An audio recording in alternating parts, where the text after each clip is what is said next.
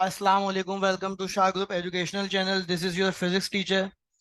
Okay, student, we are going to discuss some another topic related to this chapter. The name of this chapter: energy sources and transfers of energy. As you can see on your screen. Okay student, अगर हम बात करते हैं renewable energy source की definition की, so the renewable sources can be consume and used again and again. तो renewable sources हम जो है वो बेसिकली कंज्यूम कर सकते हैं और उसको इस्तेमाल कर सकते हैं बार बार। जैसे मिसाल के तौर पर सोलर एनर्जी है, विंड एनर्जी है, टाइडल एनर्जी है एंड जियोथर्मल एनर्जी है। ये तमाम एनर्जीज जो हैं वो रीन्यूएबल सोर्सेज हैं। नॉन रीन्यूएबल सोर्सेज क्या हो सकती हैं? या non renewable energy sources, non renewable resources are limited. ये लिमिटेड होती हैं हमेशा and will finish once used, और एक मरतबा इस्तेमाल करने के बाद खत्म हो जाती हैं। The non renewable sources can not be consumed, इनको हम कंज्यूम नहीं कर सकते। And used again and again and don't use again and again, इनको हम दोबारा इस्तेमाल नहीं कर सकते। कॉल है, पेट्रोलियम है एंड नेचुरल गैसेस है, are non renewable sources. Okay student, machine की हम बात करें तो a machine is a device created by a people to make work easier. Machine एक ऐसी डिवाइस है जो कि इंसानों के लिए क्रिएट की गई है, जो कि उनके काम को क्या करती है, आसान करती है। इनपुट की अगर हम बात करें, energy given to a machine और वर्क डन ऑन मशीन, यानी कि किसी मशीन को एनर्जी प्रोवाइड की जाए या वर्क डन किया जाए मशीन पर, तो वो हमारे पास इनपुट कहलाता है। आउटपुट की अगर हम बात करें तो energy given by a machine, machine के जरिए एनर्जी जो है वो ली जाए या एनर्जी जो है वो दी जाए मशीन के जरिए। Work done by the machine is called output, या मशीन के जरिए कोई काम लिया जाए तो वो हमारे पास आउटपुट कहलाएगा।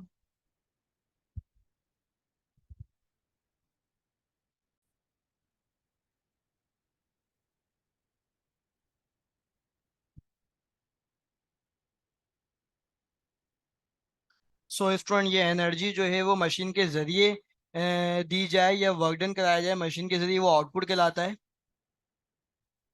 एफिशिएंसी की बात करें हम, जिसको हम कहते हैं कि कोई भी मशीन की कारकर्दगी उस डिपेंड करेगी कि उसको हमने कितना इनपुट प्रोवाइड किया है और उसने हमें उस इनपुट के नतीजे में कितना आउटपुट दिया है। So as you can see on your screen, the ratio of output to the input is called efficiency. कि आउटपुट का और इनपुट का जो रेशियो होगा वो किसको शो करेगा? एफिशिएंसी को शो करेगा। Efficiency is denoted by eta, Greek letter है जिसको हम प्रोनाउंस करते हैं eta. As is the ratio of two energies, therefore it has no unit. क्योंकि दो सेम पैरामीटर का सेम फिजिकल क्वांटिटी का रेशियो है, तो इसकी यूनिट भी जूल होगी और इसकी यूनिट भी जूल होगी और जूल से जूल कैंसिल होगा। So we can say it has no unit due to the ratio of same physical quantity. और इसका फॉर्मूला बन जाएगा eta is equal to E two upon E one multiply by 100। Efficiency is equal to output divided by input multiply by 100। Okay student, power की बात करें कि कोई भी मशीन कितनी पावर रखती है, तो देखना पड़ेगा कि उसने कितनी देर में कितना काम किया है। So the rate of doing work is called power, और we can say also the amount of energy transferred per unit time, कि कितना अमाउंट ऑफ एनर्जी ट्रांसफर किया गया है पर यूनिट टाइम में। So what we have the formula of power, we have the formula of power as you can see on your screen right now. Work done divided by time taken, since work and time are scalar quantity, work और time scalar quantity है, therefore power is also a scalar quantity, इसलिए हमारा power भी scalar quantity ही रहेगी। Power की जो unit होगी basically, वो वर्क यूनिट जूल आएगी और टाइम की यूनिट सेकंड, तो जूल पर सेकंड, जिसको हम वॉट के बराबर भी कहते हैं। पावर की ऐसा यूनिट वॉट होती है। और वॉट की डेफिनेशन अगर हम देखें, the power of a body is said to be 1 watt. कि किसी भी मशीन की या किसी भी बॉडी की पावर 1 वॉट कब होगी? कि जब हम जो है उसका जो किया गया काम है वो 1 जूल हो और टाइम कितना हो, पर सेकंड हो, 1 सेकंड हो, तो वो 1 वॉट कहलाएगा या 1 वॉट के बराबर होगा। और हमेशा याद रखिएगा, 1 हॉर्स पावर 746 वॉट के बराबर होती है। Okay, student, we have numerical related to this chapter as you can see on your screen. How much work is needed to move horizontally by 20 metre?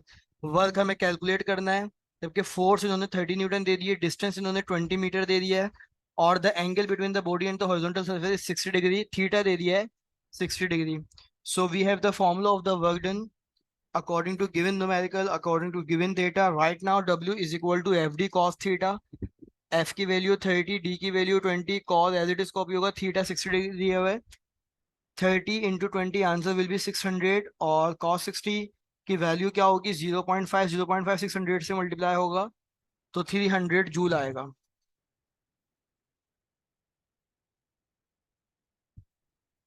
How much work is done, work हमें मालूम करना है। If a crate is moved at a distance of 50 metre, distance 50 दिया हुआ है, when a force of 30 newton, force 30 newton है। So we have the formula W is equal to F D, F की वैल्यू डी की वैल्यू, और दोनों मल्टीप्लाई होंगे तो 1500 जूल आ जाएगा।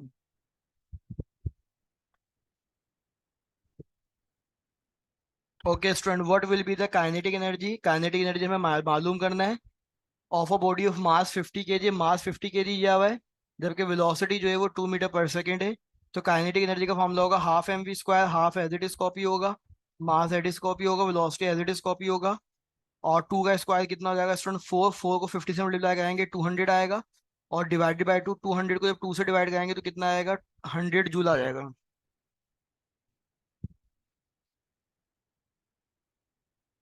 Okay student, if LED screen of a mass 10 kilogram, mass हमारे पास 10 किलोग्राम गिवन है, lifted up and kept it on a cupboard of height 2 metre, height आ गई 2 metre, calculate the potential energy, potential energy हमें मालूम करना है।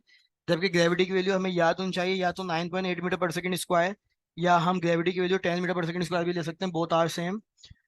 सो M की वैल्यू पुट करी, ग्रेविटी की वैल्यू पुट करी, हाइट की वैल्यू पुट करी, तीनों को मल्टीप्लाई किया, पोटेंशियल एनर्जी कितना आ गया, 196 जूल आ गया।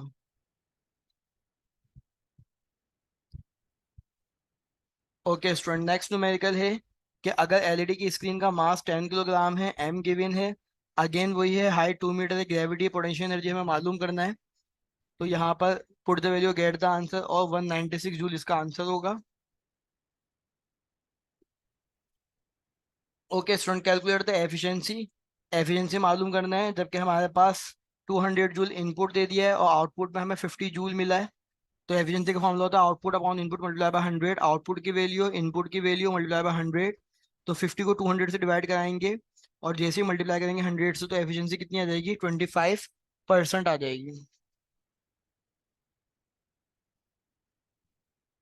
The energy of 600 joule, energy 600 joule है, जबकि 50 मिनट टाइम हमें लग रहा है, तो 50 मिनट को सेकंड में कन्वर्ट करने के लिए 60 से मल्टीप्लाई कराएंगे, तो 50 × 60 3000 सेकेंड आएगा। पावर हमें मालूम करनी है, पावर का formula work upon time, work का मतलब है energy upon time, energy 600 time 3000, दोनों को डिवाइड कर देंगे 0.2 वॉट, इसका करेक्ट आंसर आ जाएगा। Okay student, section A base कर रहा है एमसीक्यूज पर। We have the MCQ related to this chapter, and according to the board examination point of view, as you can see on your screen, the energy released during fission or fusion reaction is called dash. We have solar energy, geothermal energy, tidal और nuclear energy। तो यकीनन इसका answer आप तमाम student सही दे पाएंगे। The correct option is option D, nuclear energy. Which is the renewable source of energy, solar and wind, coal, natural और पेट्रोलियम, जिसको हमने अभी ही इसी क्लास लेक्चर के अंदर डिस्कस किया आपसे। तो आप तमाम स्टूडेंट का आंसर सही आ रहे हैं कि the correct option is option A, solar and wind energy.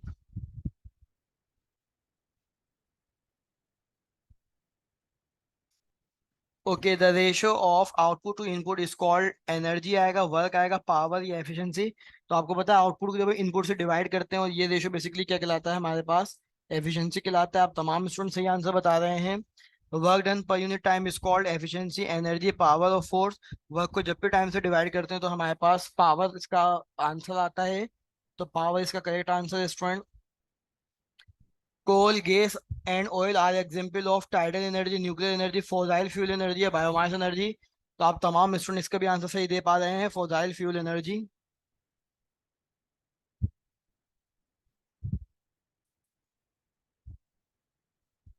Dash is not a renewable source of energy, solar energy है, कोल है, विंड एनर्जी है, जियोथर्मल एनर्जी है। So the correct option is option B, coal है, जो कि आप सही answer लगा पाए हैं। The SI unit of work, newton होगा, वॉट होगा, न्यूटन मीटर होगा, या डाइन होगा। So the correct option is option C, newton meter होगा, क्योंकि वर्क का फॉर्मूला होता है एफ डी, फोर्स की unit newton, distance unit meter, और इसको हम जूल भी पढ़ते हैं। Energy possessed by virtue of its motion is called dash energy, potential energy electrical, chemical या काइनेटिक। तो मोशन के हिसाब से जो एनर्जी परसिस्ट होती है वो काइनेटिक एनर्जी कहलाती है। आप तमाम स्टूडेंट ने इसका सही आंसर मेंशन किया है। If the speed of the body is double it's kinetic energy becomes, so kinetic energy का फॉर्मूला क्या होगा, हाफ एम वी स्क्वायर। तो स्पीड डबल है तो टू का स्क्वायर तो कितना हो जाएगा, 4 time. So the correct option is option D, जो कि आप सही कैलकुलेट कर पाए हैं, 4 टाइम होगा। और कह रहे हैं कि the potential energy at the ground level, क्योंकि पोटेंशियल एनर्जी का फॉर्मूला क्या होता है, एम जी एच। और ग्राउंड लेवल पे हाइट जीरो होगी, तो ये जीरो एम जी से जीरो। तो हमारे पास सही आंसर है option B, zero. 1 joule per second is called, we have four option watt आएगा, जूल आएगा, किलोवाट या newton. So the correct option is watt, क्योंकि अभी थोड़ी देर पहले आपने इसको फॉर्मूले से डिस्कस किया था। पावर का फॉर्मूला होता है work upon time, 1 joule upon 1 second, so 1 what के बराबर होगा। हॉर्स पावर जो होता है वो 746 वॉट के बराबर होता है। सेक्शन भी बेस कर रहा है स्टूडेंट शॉर्ट क्वेश्चन आंसर पर। Write a note on renewable source and non renewable energy sources, below marker से हेडिंग ब्लैक से अंडर लाइन, 3 से 4 लाइन की definition, define machine input and output, जिसको हमने आपसे अभी डिटेल में इसी वीडियो लेक्चर में डिस्कस किया। ये अगेन बताने का मकसद ये, ताकि आपको आइडिया हो कि सेक्शन बी में शॉर्ट क्वेश्चन की स्ट्रेंथ क्या होनी चाहिए और सेक्शन सी में लॉन्ग क्वेश्चन की स्ट्रेंथ क्या होनी चाहिए। सेक्शन सी बेस कर रहा है लॉन्ग क्वेश्चन आंसर पे, so know ask any long question in this section. Thank you for watching Shah group educational channel को। स्टूडेंट्स लाइक करें, सब्सक्राइब करें। एस एम नासिर शाह को दुआ में याद रखें। अल्लाह हाफिज।